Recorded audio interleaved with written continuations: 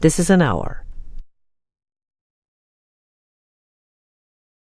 Thanks very much for coming to this first public conference of the newly inaugurated FTC Technology and Reform Project. The project is convened by the International Center for Law and Economics and Tech Freedom. We've collected an august group of scholars, both of antitrust, consumer protection, and for that matter, regulation generally, with considerable familiarity with and experience at the FTC.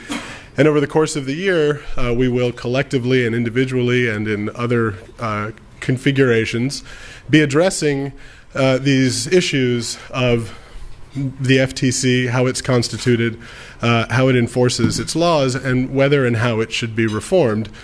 In large part, this is driven by the realization that, of course, we've just entered the 100th year of the FTC, which celebrates its 100th birthday in September of next year, and with a fair amount of talk on the Hill and in the commentariat and elsewhere about the FTC, it seemed appropriate and it seemed quite likely that in this 100th year that conversation will magnify. It seemed appropriate for us to try to convene a group like this to see if we could help guide that conversation and perhaps actually offer some concrete proposals that might end up improving the FTC. So today we have released our initial report. There's copies available out in the hallway, and looks like most of you have it. This report is a setup, a description of a framework, an approach to thinking about the issues, and it raises questions. It doesn't actually answer them. We'll talk a little bit more about what's in the report later and throughout the day. But we want to start today with a presentation from FTC Commissioner Josh Wright.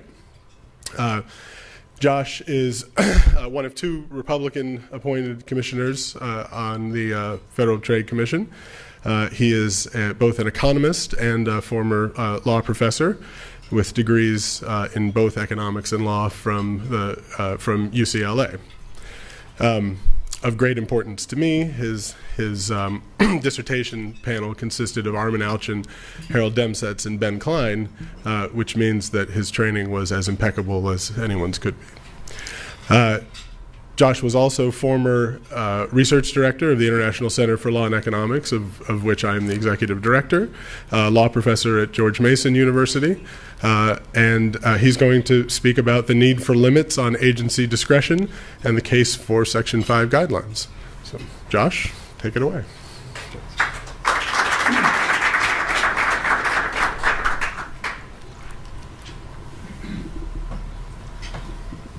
Thanks, Jeff. It's a pleasure to be here today.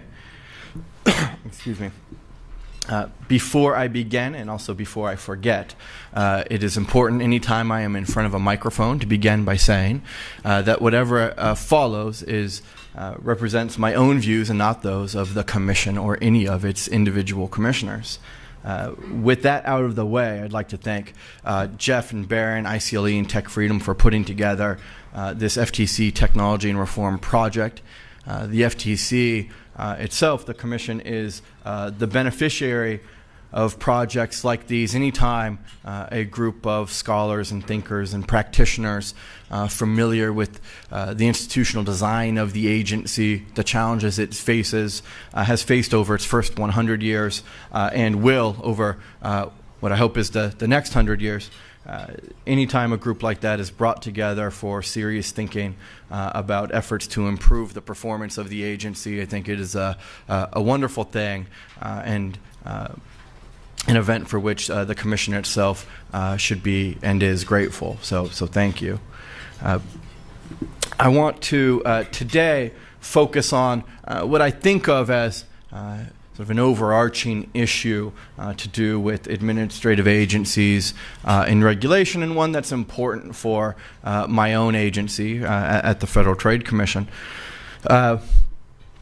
The notion of when and what kind of limits on agency discretion are useful. And by useful, I mean enhance agency performance, enhance the ability of the agency to promote its goals. I want to talk about that problem a little bit at a general level, but my target is going to be, for the rest of the talk, will be more narrow than that. The target will be a particular issue surrounding guidelines facing the Federal Trade Commission today, and one that I've spent some time discussing during my now almost 1 year as a commissioner. And that is the issue surrounding Section 5, the FTC's authority under Section 5 to define and enforce unfair methods of competition. That problem, the agency has gone its first 100 years without a definition of an unfair method of competition or an attempt to provide any formal or even, in my view, useful informal guidance upon what defines an unfair method of competition. I will spend most of the talk making the case, what I think is a fairly persuasive case, that the agency would be better off. It would better be able to achieve its competition mission by providing some guidance in terms of limiting its discretion with respect to defining and then its enforcement mission with unfair methods of competition. I'll talk a little bit about where I think that debate lies as we get together today and where I think it might go. So, beginning at a very broad level, why should an agency limit its discretion? It is not all too common that an agency does so. I do think that the FTC is an exception to that general rule, and we can talk about that a little bit later. There are some costs of limiting discretion. The first, and the one that drives most of the debate, is fairly obvious, that any administrative agency, any enforcement agency that limits its own discretion may lose the option to pursue cases it thinks are good cases. Right? Cases in the competition context that I'll return to later, where it thinks there's been some harm to competition, an anti-competitive effect, harm to consumers that exists out in the world. And it may well be the case that limiting the agency's discretion takes away the option of the Commission or any agency to pursue cases that lie just outside of the boundary. This is a problem that exists for all boundaries. You set a boundary, some things will be inside and some things will be out. Without boundaries, the scope of the statute and the scope of your enforcement efforts can be as broad as a majority at the agency would like them to be. That might well be a benefit for the agency, but it also has some costs. A second cost of defining limits on discretion is, I think, a more simple cost. It is, if you're going to write guidelines, you need to figure out what will be in them. That can take significant resources. It is not by accident that we've gone 100 years without Section 5 unfair methods of competition guidelines. It is can be a thorny problem. All agree in the unfair methods of competition context, or nearly all agree, that the scope of Section 5 with respect to unfair methods is beyond the scope of the traditional antitrust laws. How broad? It's a tough question. It's a question many have written about and thought about, but we sit here today without much of an answer. No, it is not simply getting together to write down guidelines. It's not simply a yes-no question, but there may be, in different contexts, a significant investment of resources required to figure out what your guidelines might say. But there are benefits to limiting discretion as well. Right? One is enforcement credibility. Oftentimes without guidelines, I think in the unfair methods context, this is certainly a real phenomenon. Without a set of guidelines defining the scope of the statute one goes to the federal courts to enforce, an agency might get a little bit bashful about the chance that it will sue, face an appeal, and have the definition, the scope of that statute defined for them by a federal court. Okay. Having guidelines can help the agency target its resources and bring cases that fit within that set of guidelines. I think at the FTC, and we'll talk about the FTC experience a little bit more, I think this has certainly been the case with the FTC's guidance on unfairness on the consumer protection side. And just to be clear, for those who are not sort of inside baseball FTC followers, although I think most of the folks here are, we want to divide the world of the FTC authority into unfair and deceptive acts and practices on the one hand, and unfair methods of competition on the other. The guidance problem that I'm talking about is on the competition side of the house, if you will. That is unfair methods of competition. On the consumer protection side, there are indeed guidelines and guidance with respect to unfairness and deception. On the competition side, the FTC is also no stranger to providing guidance. Take, for example, the horizontal merger guidelines, which have been highly influential in federal courts. Other benefits to do with limiting discretion include giving the agency the ability to influence and comment on existing law, ability to educate judges. A success story, I think, on the merger guidelines is an example of this, and also minimizing political risks. Again, the agency history on the consumer protection side with guidance is a case in point. The push for guidance on those on the consumer protection side came because of intense congressional legislative interest in having some guidance or providing some limits on exactly what that consumer protection authority would look like. Now, there are costs and benefits to limiting discretion, and I'm going to talk about how those costs and benefits play out with respect to my problem of interest today, that is unfair methods on the competition side. With respect to Section 5 unfair methods, there has been, I think, an unfortunate gap between Section 5 unfair methods in theory and practice. Now, the causes, I think, are fairly well understood. The definition of the authority itself, unfair methods of competition, is vague and ambiguous in its own nature. And over time, the agency's failure to provide guidance has resulted in a situation where the definition of an unfair method has been as broad or as narrow as a majority of commissioners believe it is on that particular day. It's a particularly thorny problem with an agency structure, with an independent agency like the FTC, where the commissioners change over time. Indeed, part of the design of the agency is that the commissioners will be changing over time. Okay? There's a benefit in many ways, but when combined with the vague and ambiguous nature of Section 5 authority on the unfair method side, leads to significant volatility in exactly what's defined as an unfair method. This poses a number of problems. One of those problems is that businesses have a difficult time distinguishing lawful conduct from unlawful conduct without guidance. But wait, you say, the commission brings all sorts of consents.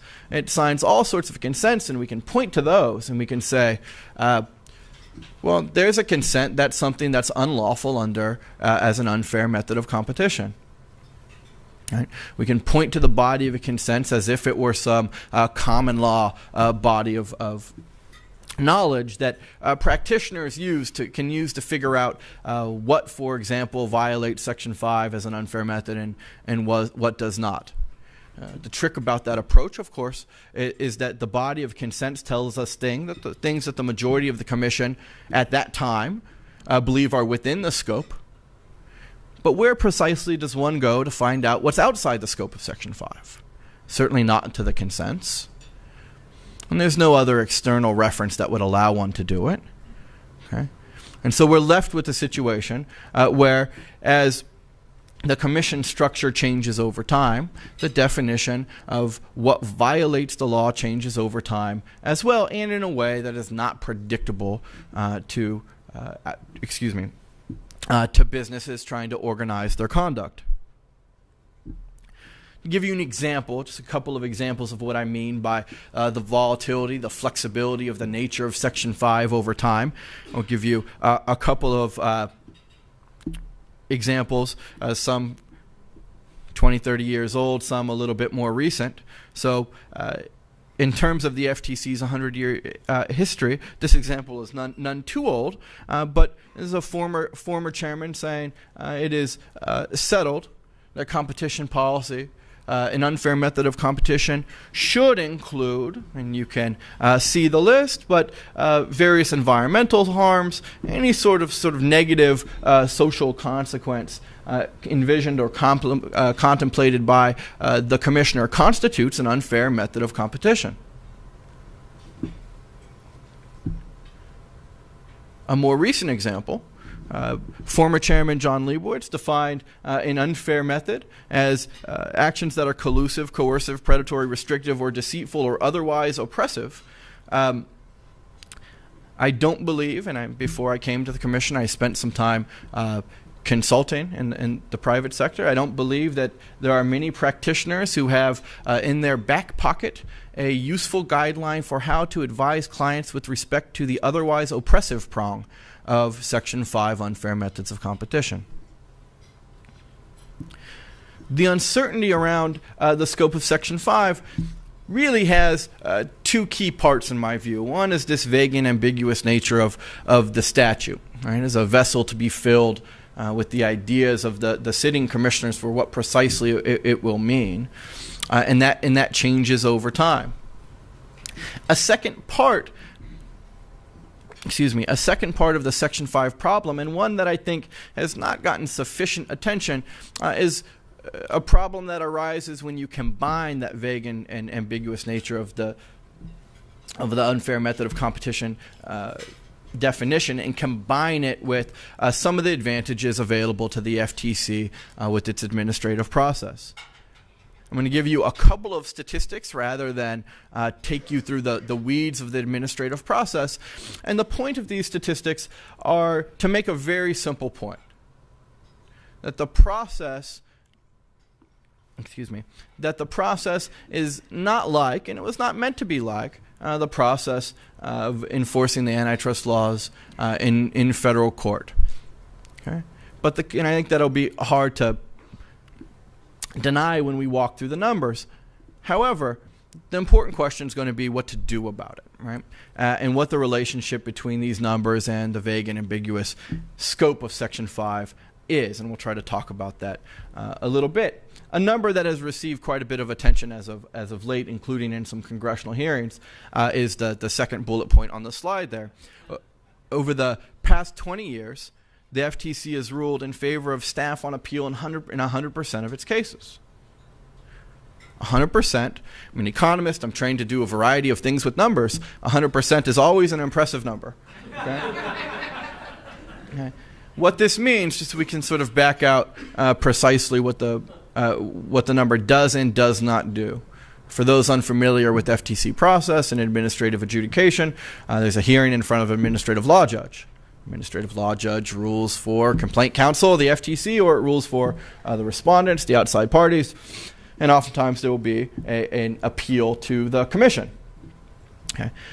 This number relates to that appeal from the administrative law judge to the commission. And what it says, put simply, is in the cases in which the ALJ has ruled for complaint counsel, the commission has ruled uniformly that complaint counsel got it right. In cases where the administrative law judge has ruled against complaint counsel, and they do so quite a bit, okay, in those cases, the commission has ruled uniformly that complaint counsel got it right. Okay. If we consider the win rate for antitrust plaintiffs in federal court from appeals from district courts to courts of appeals, the number is somewhere much closer to 50%. Now, there are lots of ways we could look at that 100% number and try to come up with explanations.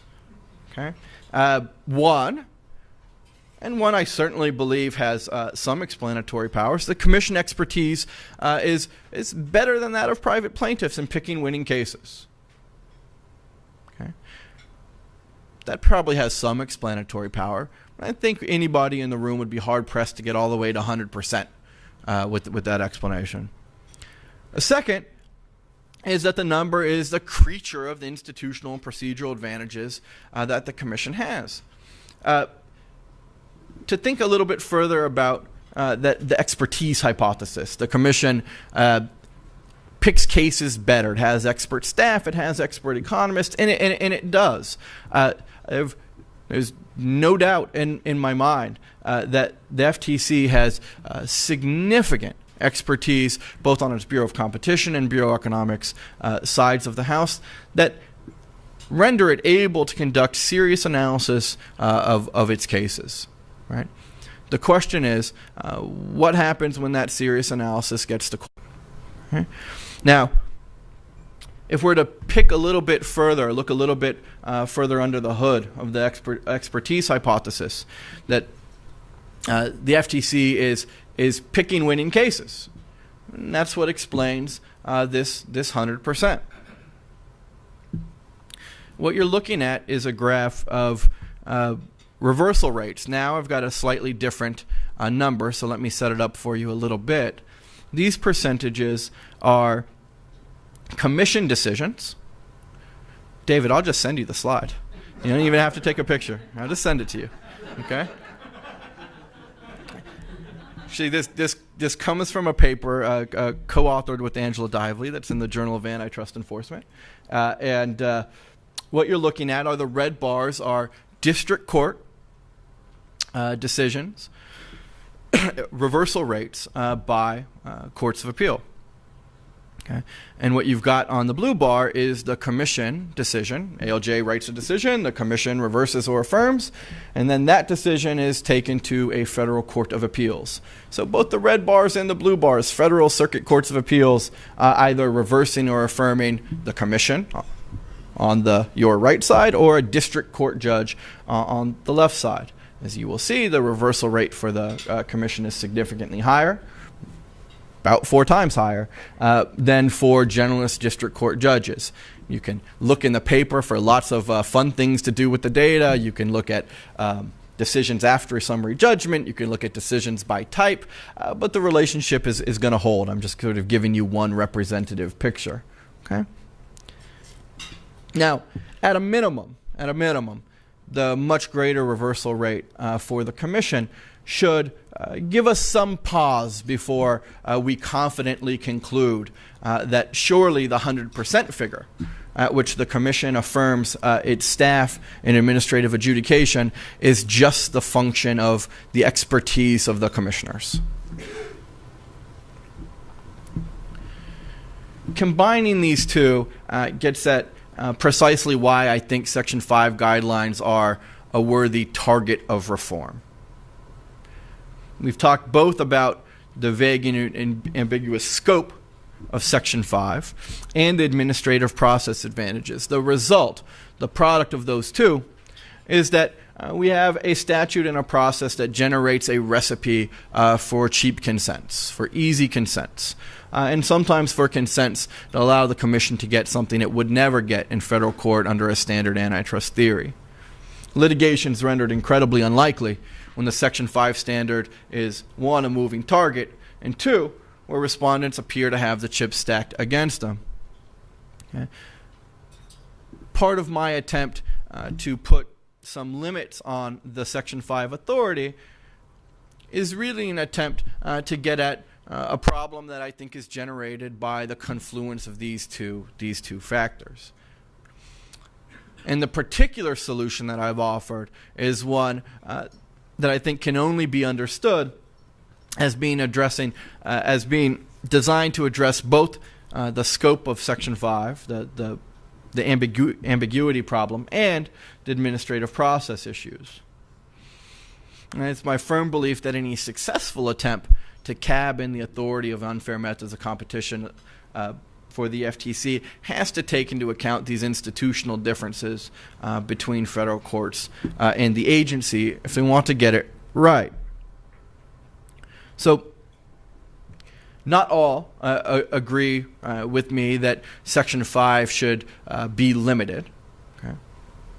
There are still those who believe, perhaps not in such an unbounded fashion as Chairman Perchuk's definition of an unfair method of competition, but that Section 5 in spirit ought to be used expansively to attack any and all manner of conduct a majority of the FTC believes is bad for consumers or anti-competitive.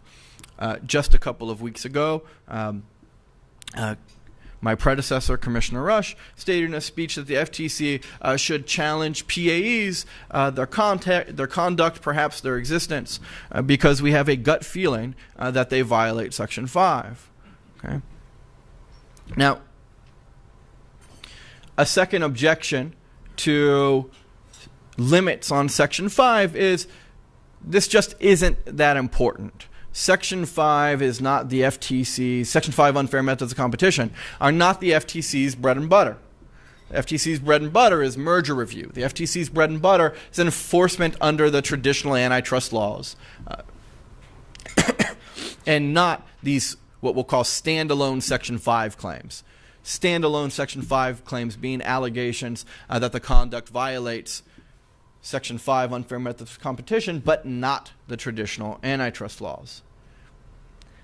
I'm not convinced by that argument either. The FTC brought 4 conduct cases over the past year. 2 of them were standalone Section 5 enforcement actions. Well, 2 doesn't sound like a lot to you, perhaps. So let me try to convince you further. The FTC reports the consumer savings that it generates. It reports these numbers to the federal government. And it claimed credit in the last fiscal year, in fiscal year 2012, for consumer savings of roughly $1 billion on the competition mission generally. Okay. About 33% of that is attributable to standalone Section 5 actions.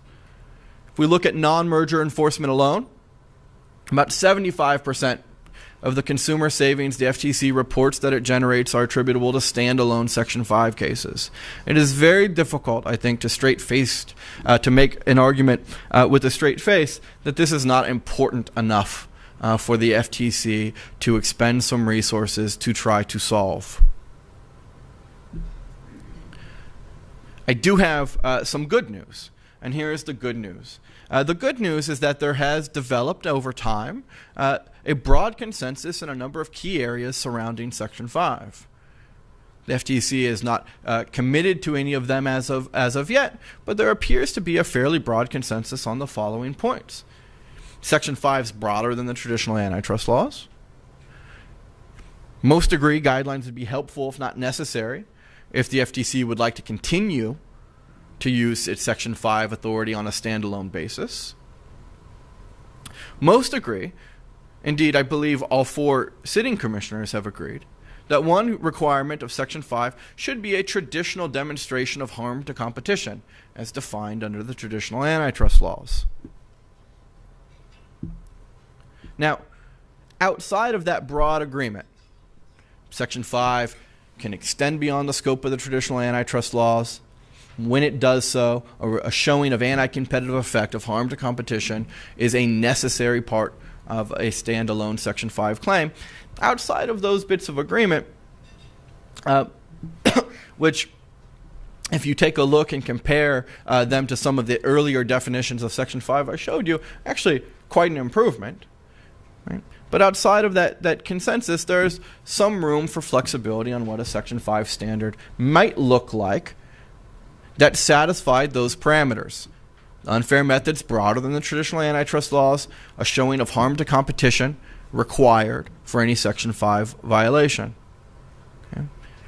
One option would be that a standalone unfair methods of competition violation requires evidence of a violation of the traditional federal antitrust laws. This is slightly outside the parameters if you're paying attention, right? This is essentially saying Section 5 can't go beyond the scope of the traditional federal antitrust laws at all. If the FTC would like to bring a competition case, it can, like DOJ, argue under the traditional federal antitrust laws. Okay. Option 2, and you'll see between options 2 and I think I've got 4 in here, most of the difference is going to have to do with how the Section 5 definition accounts for efficiency. So option 2, a standalone unfair methods of competition violation requires evidence of harm to competition and 0 cognizable efficiencies. This is a standard that I've I've written. This is a standard that I favor, with the logic behind the standard being the following. And I think it follows quite simply from the combination of the scope and the process issues that we've discussed. Harm to competition, I think, is more or less a no-brainer for which there is consensus across the Commission. But why conduct where there is no cognizable efficiencies? Two reasons. You've seen the power, the leverage that the administrative process advantages give the Commission when combined with the broad scope of Section 5. There's a question about where and how to leverage that power, that ability, to benefit consumers. I think one plausible answer, and I think the answer that convinces me that option 2, this option, is the right way to go, is that what we ought to do is use that process to our advantage in cases to address the most plainly anti-competitive conduct. What you would not want to do with those sorts of process advantages combined with an ambiguous statute is say the right case is a case, let's take, for example, a case involving discounting that might have enormous benefits to consumers. It might harm consumers. It is very tricky in those cases to figure out what the net effect is. We worry quite a bit in those cases about what in the antitrust lingo are called false positives. The idea that we get it wrong, and what we're actually doing is condemning pro-competitive behavior. The right place to use the process is to target plainly anti-competitive conduct. There are other options. My colleague, Commissioner Olhausen, has endorsed something that looks very similar to option 3, which is that a UMC violation requires evidence of harm to competition, and the harms must be disproportionately great relative to any benefits. Okay. So, similar in nature to option 2, we've imposed some sort of screen over or applied some weight to how much efficiencies will be counted. Okay. Option 4, merely that the harms to competition outweigh the benefits, is something like what an antitrust lawyer might recognize as a rule of reason approach. Okay. No weighting of efficiencies or benefits relative to one another, just whether or not the harms outweigh the benefits. In my view, sort of between options 1 and 4, and in particular between 2 and 4, these are relatively minor differences. As we sit here at a FTC at 100 event and think back just 35 years, okay? The difference in scope between these 4 options, the most conservative and the most aggressive options available for Section 5, is far narrower than it was. Each requires a showing of harm to competition under as understood by the traditional federal antitrust laws. Each turns, in essence, Section 5, unfair methods of competition, into an antitrust statute that speaks the language of antitrust. Harm to competition, efficiencies, right? And excludes non-antitrust, non-economic considerations. The primary difference is how efficiencies are to be treated. Are they to be treated on a dollar-for-dollar basis with harms, on a rule of reason approach? Are they to be treated with a disproportionality test? Or are we to, as I've proposed, have a no efficiencies screen to say Section 5, our unfair methods of competition jurisprudence, is useful. It can be used, and it can be used to benefit consumers, but where we use it, let's target it on the conduct that is the most anti-competitive. Now, what happens in cases where there is a very small amount of efficiencies? You can sort of think of a hypothetical in your head, and I've some of the responses or criticisms of my approach have raised this hypothetical. What about the case, Commissioner Wright, where the harm to competition is 20? Let's pretend we can estimate it that precisely. The harm is 20, and the benefit is 1. Are you saying that the $1 in harm in efficiency benefit means the FTC can't bring this case? Absolutely not. If we identify a case where the harm is 20 and the benefit is 1, we can walk into federal court, like our sister agency, the DOJ, file a complaint, and go win the case. We do that. We do it often, and we do it incredibly well. And we would be able to do so under any of these standards. Indeed, by my own calculation, under my standard, about 75% of the cases that we've brought over the last 20 years satisfy my standard, that is harm to competition and zero efficiency benefit. The scope of what we're talking about here is, in that other 25% of cases, not whether the FTC can bring them, but where. In federal court or in administrative adjudication. And I think the where matters. I think the where matters for a number of reasons. I think the where matters for outcomes. It matters for substantive outcomes. It matters for the Commission's ability to provide guidance to businesses out in the real world on when their conduct is lawful and when it is not. Okay. And I think it matters for the FTC being able to update and reform its own administrative process in Section 5 to be able to use the statute as intended and in a way that contributes positively to the Commission's competition mission. As I stand here today, I do not think it is the case that any sober assessment of the Commission's unfair methods of competition enforcement activities over the last 50 years allow the conclusion that it has been a positive contributor to the agency's competition mission. That can be fixed. That can be fixed by limiting the agency's discretion and focusing, providing some guidance on the scope of Section 5 and focusing our ability to use that administrative process in cases where all agree the conduct is anti-competitive. If we do not, I believe the Commission runs a serious risk, if it continues on the current path of Section 5 enforcement without providing guidelines, it runs a serious risk that eventually a respondent will appeal to a court of appeals who will define the statute for us, or legislative action will take that step on its own. The Commission has the expertise to figure out how to best design this unfair methods of competition authority to maximize the rate of return for consumers.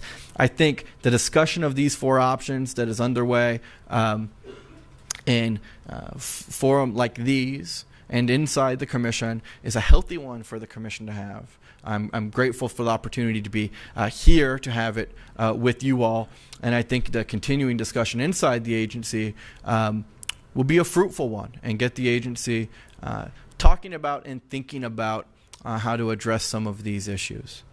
I'll stop there and thank you for your time.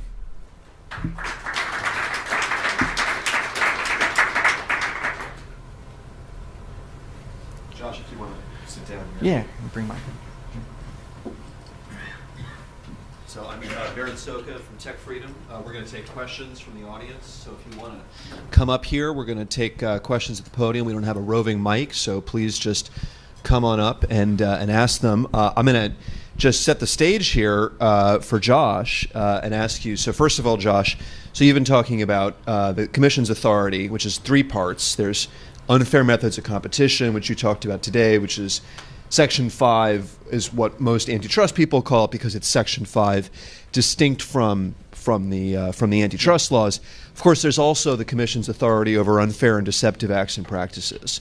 So just big picture, before we get into unfair methods of competition, what does the big picture of the FTC's discretion look like for you? Just say a little more about, do you think the Commission needs to limit? You mentioned consent decrees. Do you think those are a problem in general for the agency? The answer to the question in part, and I think it's a useful beginning to sort of think about separating the three prongs of the Commission's Section 5 authority, because I think the issues faced on each side are different and require different questions to be answered and different things to be discussed. On the discretion issue as a whole, this is an agency that has issued over the last several decades. I think we have now, I tried to count the other day, over 50 sets of guidelines in operation. I think historically, at the big picture level, the Federal Trade Commission has been on the right side of the discretion issue. Historically, it has been an agency that has made serious efforts to define authority or to provide guidance on authority when that guidance would be useful. I think that tells the tale of the unfairness statement, of the deception statement. I think the merger guidelines are another example of that. So there are notable exceptions. I spoke about one of them today. There are others. It was not too long ago that just before I came on board the commission, that the agency withdrew its disgorgement, its monetary relief guidelines. I think at a broad level, however, if we sort of look historically, this is an agency that has, to its credit, cared about getting these things right, about communicating its view of what the standards and guidelines are for its authority.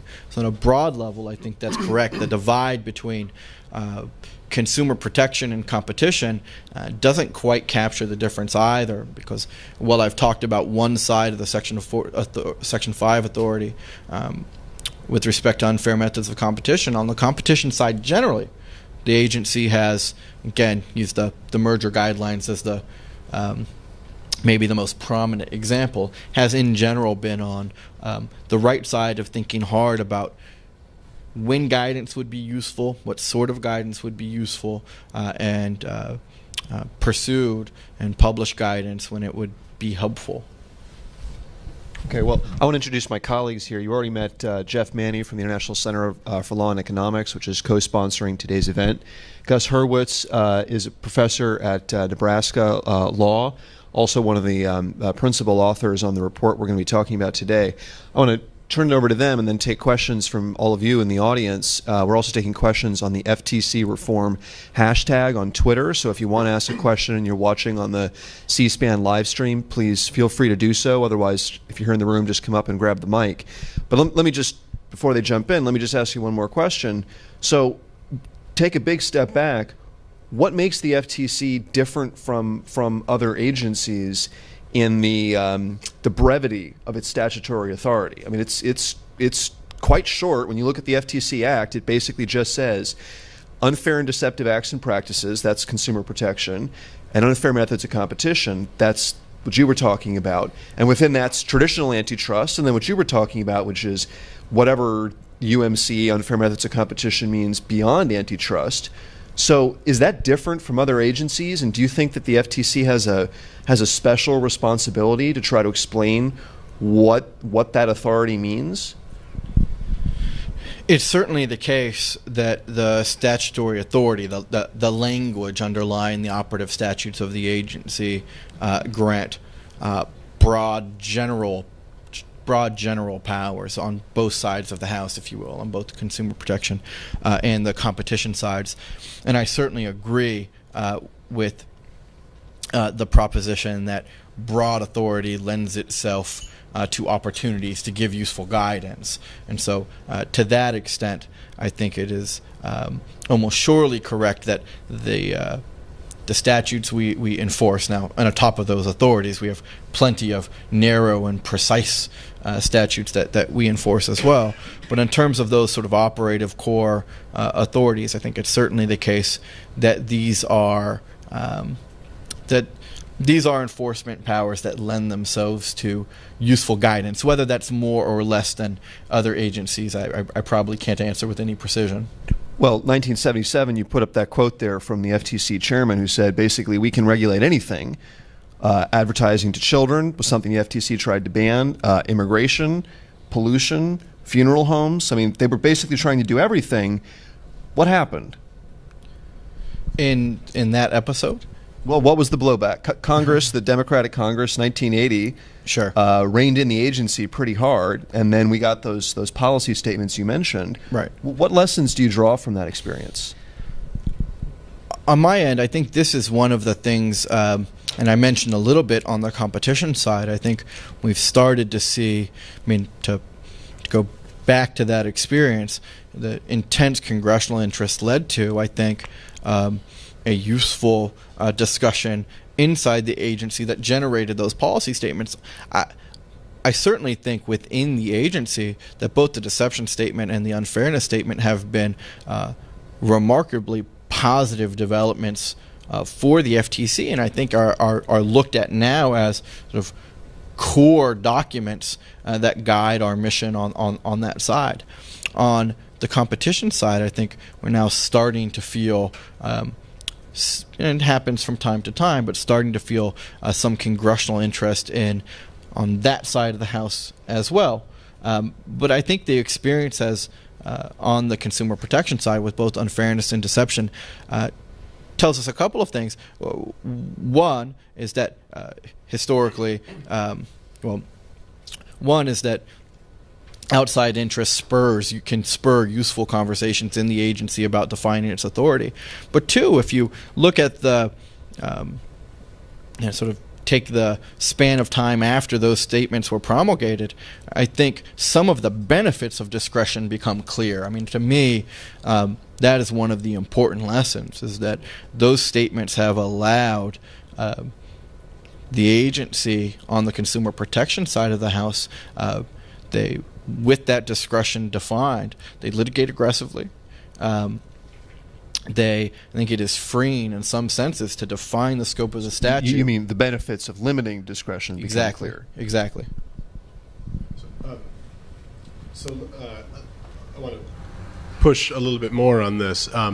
You and I, so I agree, of course, that the merger guidelines are sort of the paradigmatic example of well-functioning guidelines.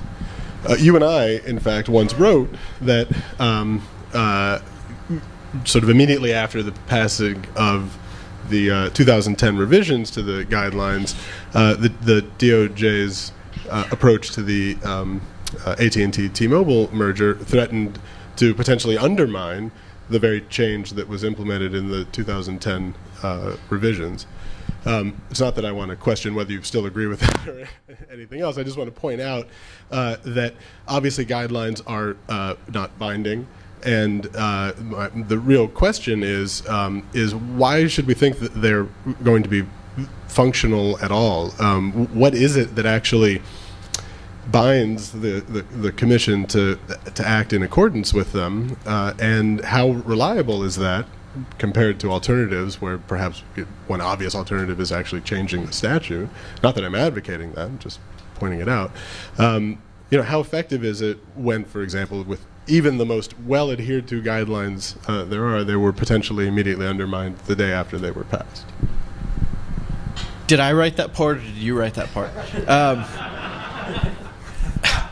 So I wrote the good parts. Now, in that particular example, the issue on the merger guidelines was you had sort of a particularly structural, a complaint based on sort of strongly emphasizing structural logic right after the issuing of guidelines that downplayed the importance of structural logic in mergers and instead moved to direct analysis of competitive effects. I think that sounds like something you'd write. I think I've said that. Now, in that example, it is certainly the case that you can find individual cases, including that one. I think you can find them at the FTC as well, cases that are not fully in line, post-2010 cases that are not fully in line with the spirit of the shift in the merger guidelines. No doubt that that's true, and it's complicated in part on the competition side of the House by the fact that you've got Supreme Court cases that strongly endorse structural logic, right? And you've got that, and these places are law enforcement agencies.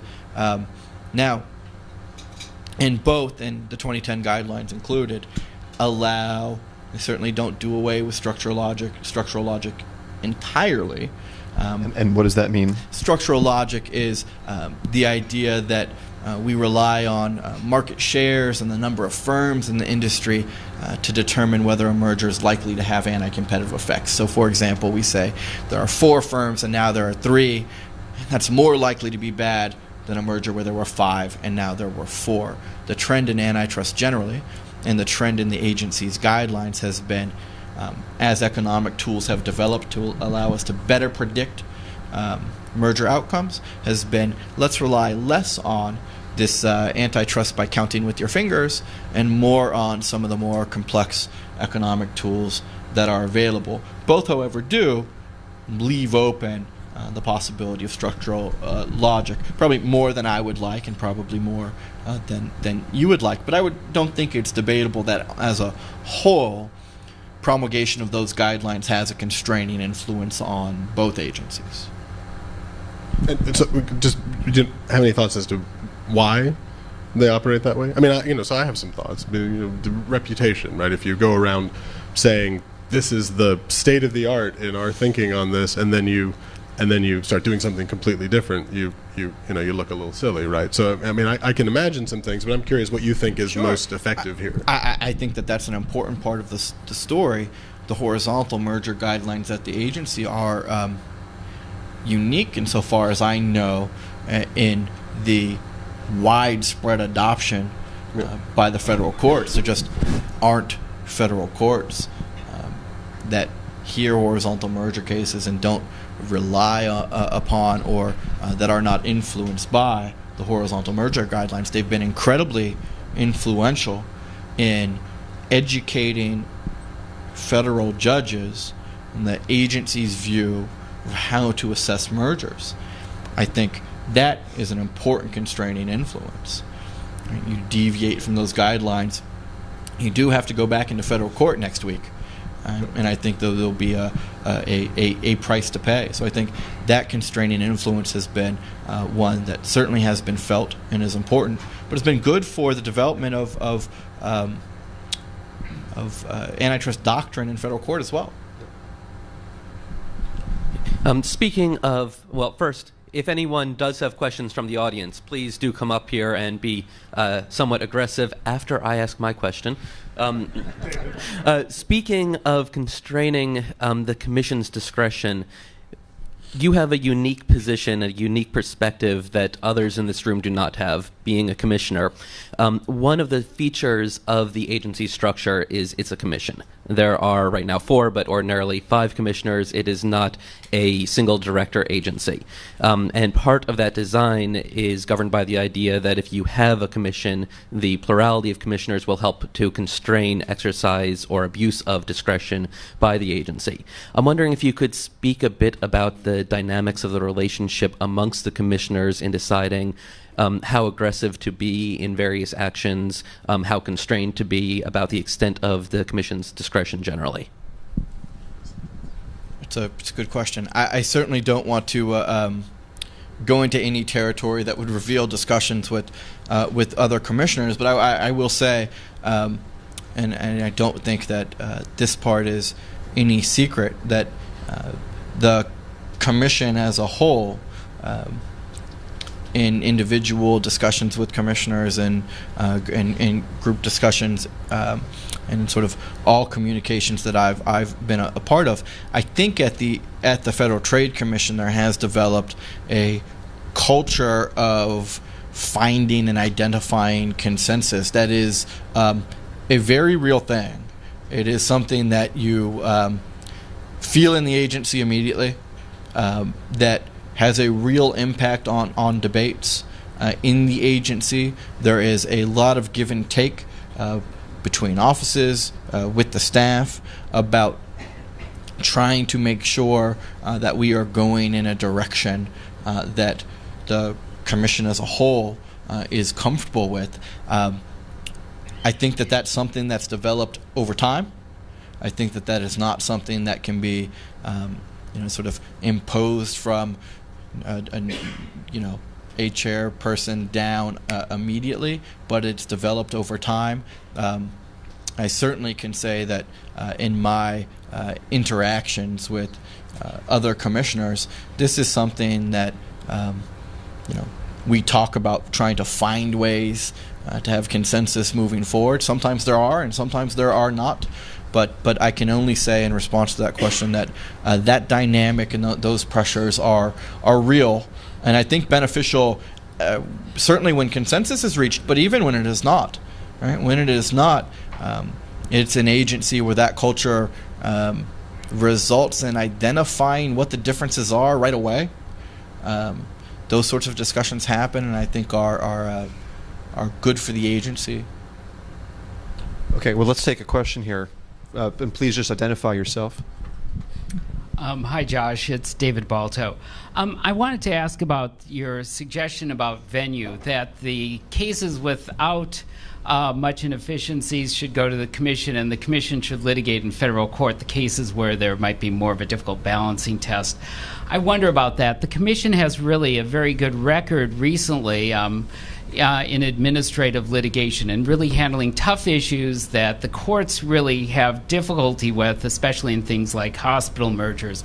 And if the commission's task in part in handling Section 5 cases is to establish limiting principles, the commissioners who regularly evaluate possible Section 5 enforcement actions and decide they're not appropriate for enforcement can take that learning and also take their economic expertise and would be in a much better position to establish limiting principles than perhaps a generalist federal court judge. Thanks for the question. I mean, there are a number of things that could happen with the commission having authority over standalone Section 5 authority. Sitting here at 100 years, I think it's appropriate to point out that they have not happened. And they have not happened for the life of the commission in terms of sort of a concerted effort to provide those sorts of guidelines. It could happen tomorrow. I doubt it. And history tells us that probably we shouldn't hold our breath waiting for that sort of outcome. That was the second part. I just don't have a great deal of confidence that short of something like the guidelines that we give in all of these other areas, that we're going to get anything productive with real limits through some other route. And the first question about efficiencies and not efficiencies. First, the proposal that I have, for example, it wouldn't touch mergers, for example. So we're limited to what really amount to conduct cases in Section 5. You can divide these up. You have, invitation to collude cases. You can have patent holdup cases. You can have cases like Intel that involve discounting, right? Or conduct that's traditionally been assessed under the traditional federal antitrust laws. The venue decision, I think if you look through, take for example Intel, to use a real example, the bulk of decisions assessing difficult issues to do with loyalty discounts, bundled rebates, and the like have been by federal district court judges. Now, I don't like all those decisions, and you probably don't like them all either, but that is actually real common law development where we have a split, people have different approaches to assessing, and eventually we get some form of a test that emerges, right? So we had all of that debate in the loyalty discount context, for example. We have the D.C. Circuit and the Third Circuit on patent holdup. Okay?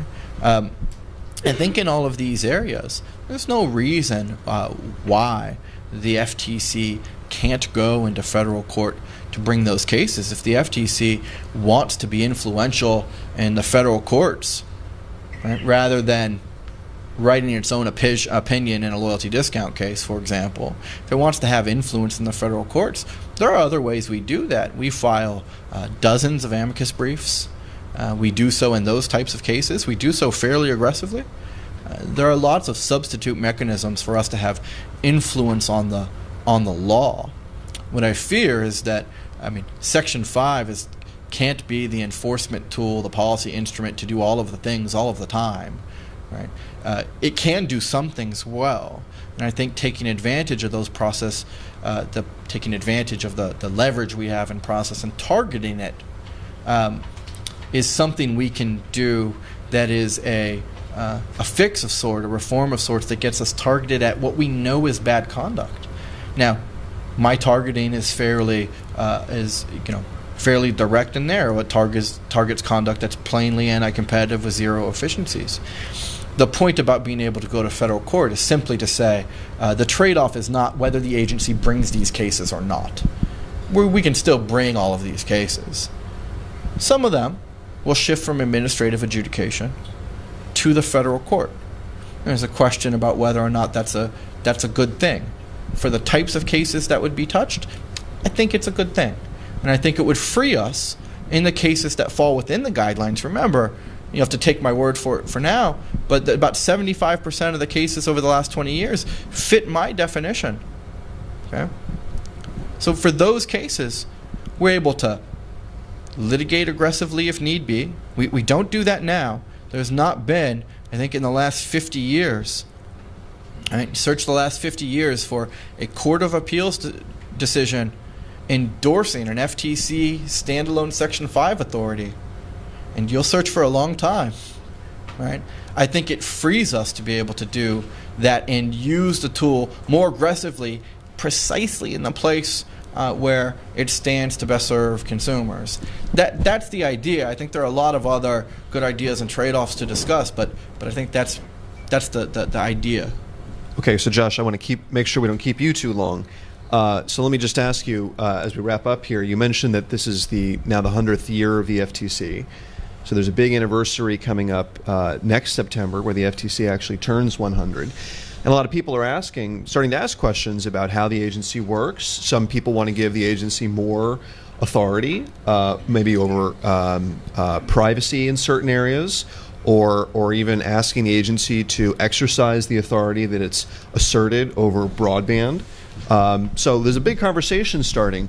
You've been focused on the need for guidelines on unfair methods of competition, but what do you think are the other key questions that people at the FTC, people in Congress, and the courts are going to be looking at over the next year?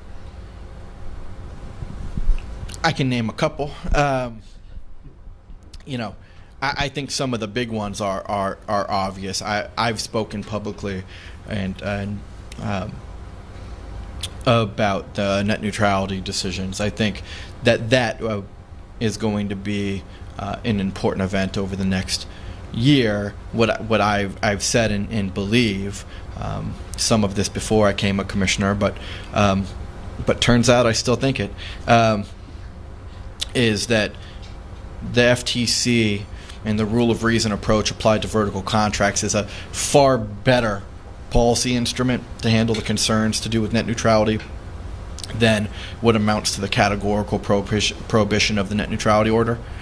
Now, there are, I have no sort of opinion on the way that decision will come out, but I think the FTC should be, and certainly has the tools to be, ready to serve if called upon to fill any void there. And you don't need Congress to do that. You already have legal authority. Correct. You've asserted.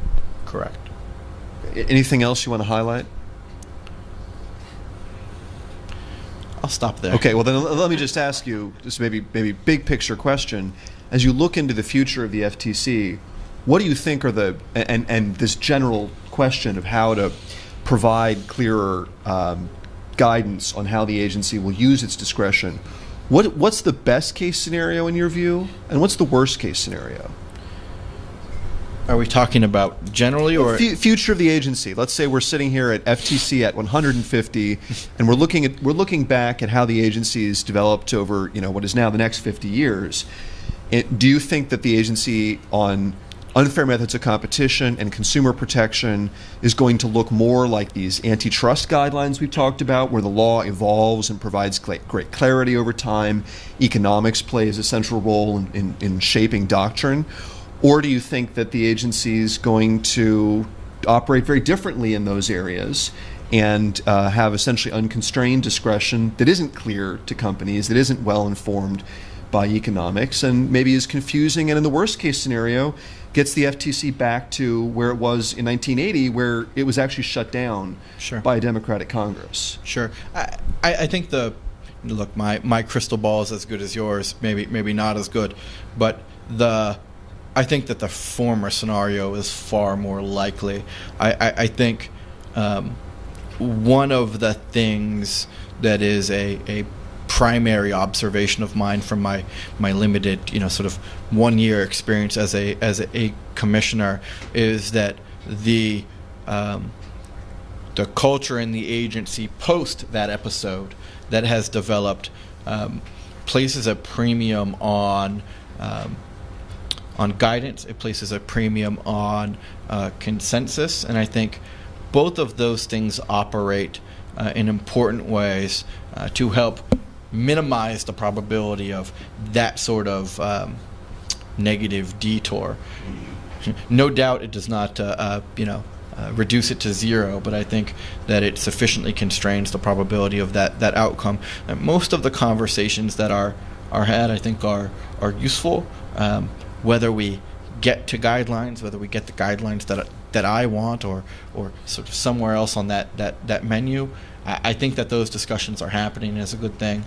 And I think it's the culture where those things are happening that place the agency in a pretty good position. I think it's developed a sufficient sort of store of capital that it certainly has all the tools it needs to avoid that sort of situation.